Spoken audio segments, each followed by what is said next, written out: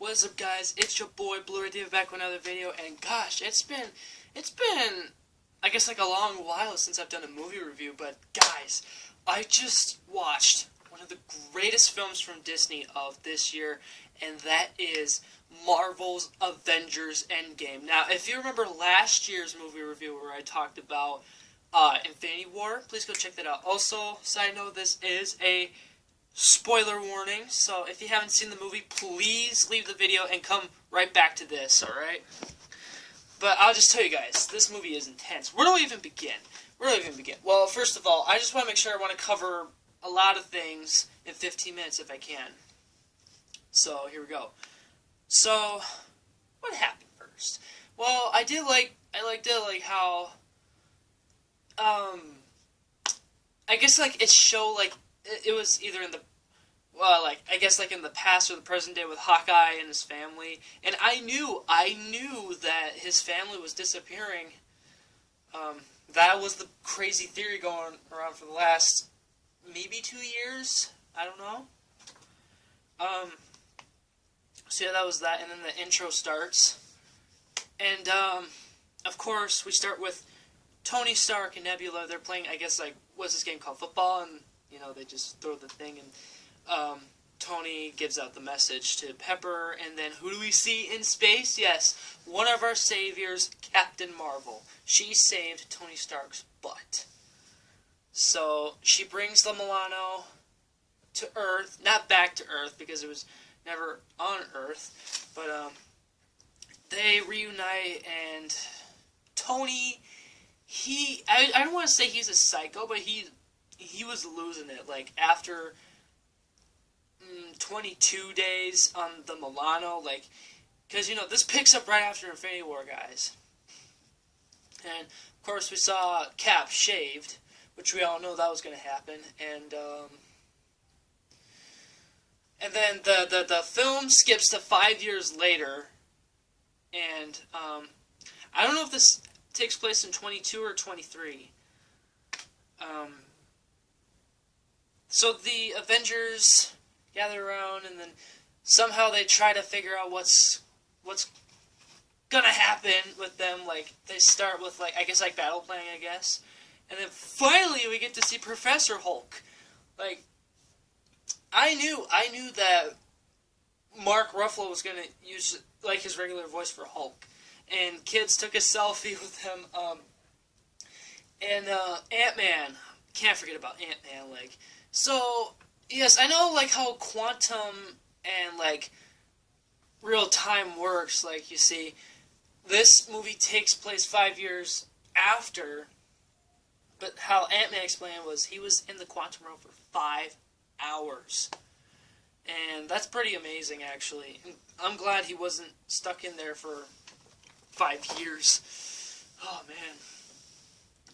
There were some parts where I did cry, guys. The first one that got me crying was Scott Lang, Ant-Man, reuniting with his daughter. She's all grown up, and they just have a moment. I'm like, wow. And then, of course, we get to see Tony and Pepper with their kid, Morgan. She looks like a 5-year-old girl, and she just loves her dad, Tony Stark, up to 3,000, and Tony is just impressed. And the rest of the Avengers, well, some of them, they go to Tony, and then they talk about making, I guess, a time machine. The other Avengers and other Guardians, they were around the world and around the galaxy. It felt like a Star Wars moment. It felt like a Revenge of the Sith moment, because there was, holograms, and they were talking to each other, and it felt like it was the Jedi Council, in a way. But yeah, what else? So yeah, Tony comes to the compound, and then they start making the suits, and honestly, I had no idea the quantum realm suits, they can, fold in, fold out, because I did hear theories that they're wearing their original costumes underneath the suits, and, I didn't think they were gonna have, these Ant-Man type of helmets, but I'm pretty sure it's nanotechnology. So the first person that goes to the quantum realm for a test is Hawkeye, because he's willing to do it. But there is a time limit. See, he couldn't see his family, so the Avengers had to pull him back. So it's like 5 seconds, like you have to like allow them, to do their thing. Then again, time and quantum, works differently. So I liked it how, well, first of all, before we get to the good stuff, I did like it how Hulk and Rocket were on the back of the truck, and they went to New Asgard, and they found Thor, and oh my gosh, and this nostalgic moment came to me. I felt like Marvel and Disney wanted to go back with Thor's like original accent, so I felt like they did that.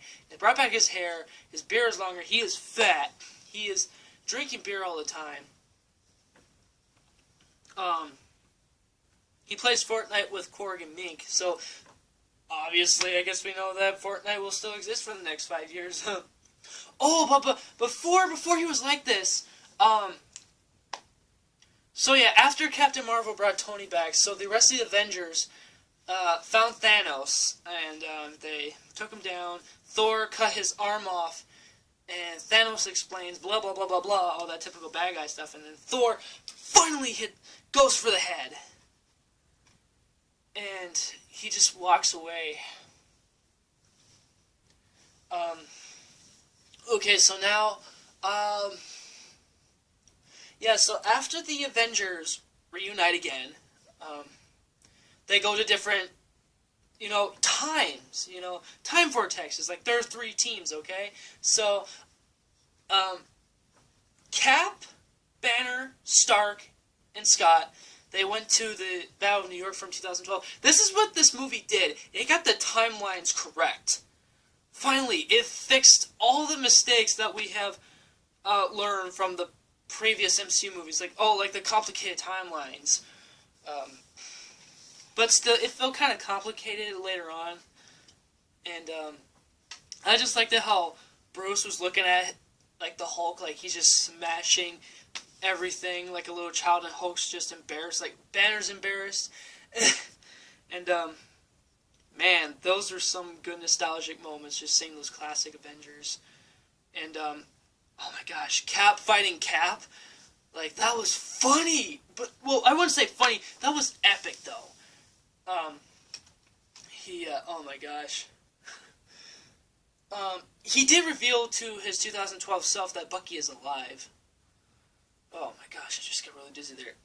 Stay with me, guys.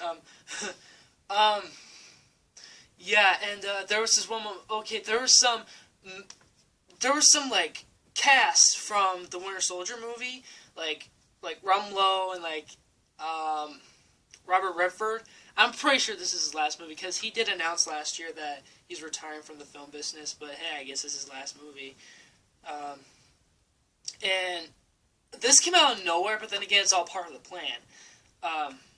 Cap knows what's up, and then he goes to like Hail Hydra to Jasper Sitwell. But then again, it's all part of the plan. They're not following that stupid comic book storyline, so there you go.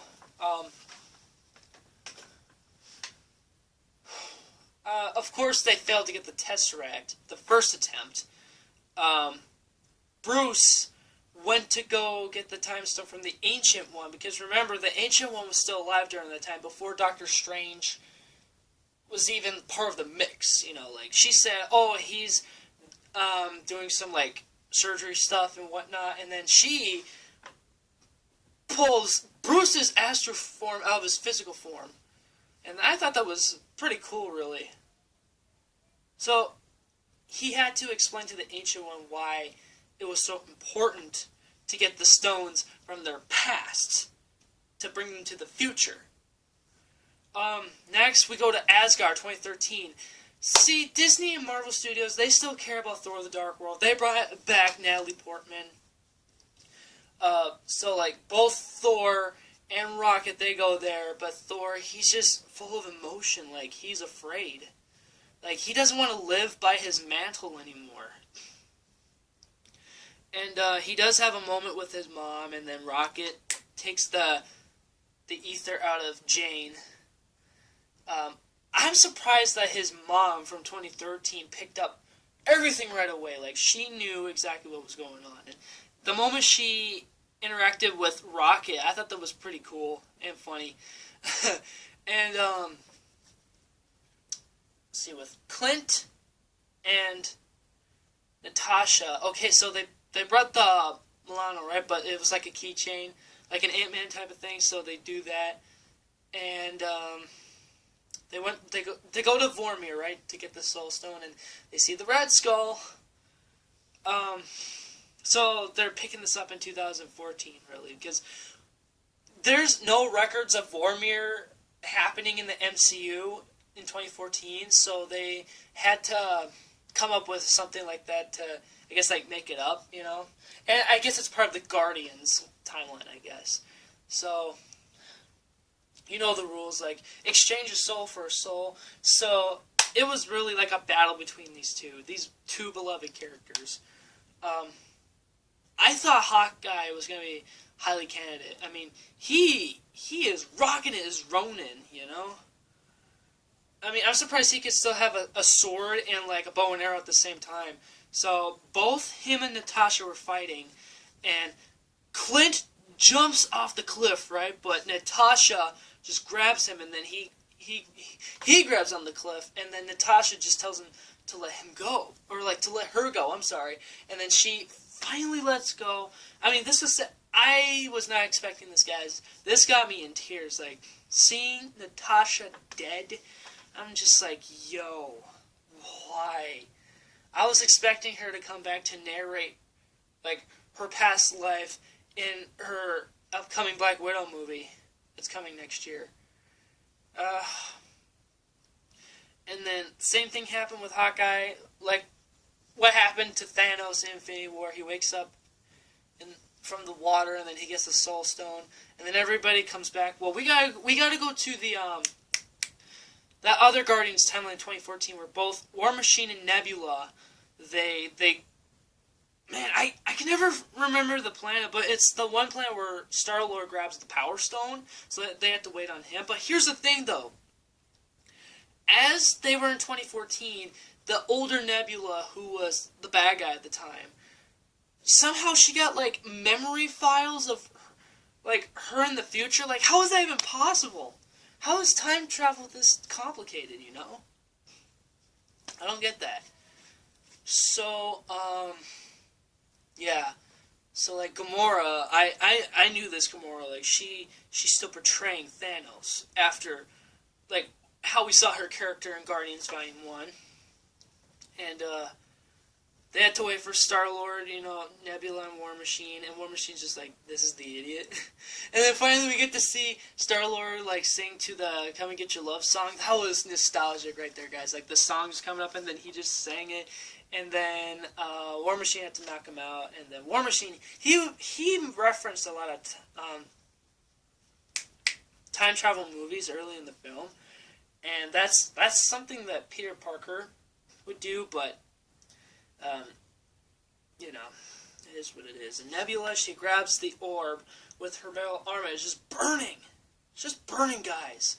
And then Thanos' crew, they capture Nebula, and then Nebula grabs, like, the pin particles, and she had to go as, like, the Nebula that we know today. And then, you know how that stuff gets. Excuse me. So yeah, they all go back, but then they're questioning, like, where's Natasha? And then they're like, or Hawkeye's like, she's gone. And then, this moment, when he said, like, the red-faced freak, he was mentioning the Red Skull, I swear, I thought Cap was gonna ask him that, like, who's the red-faced freak? And then maybe Hawkeye would have known, like, that was the Red Skull, and then Cap would be like, oh no, I thought he was dead. Well, I know what this means. This is a part 1. Stay tuned for part 2. Still, if you haven't seen the movie, you have to avoid these videos as possible, okay? Alright, see you in part 2. Bye, guys.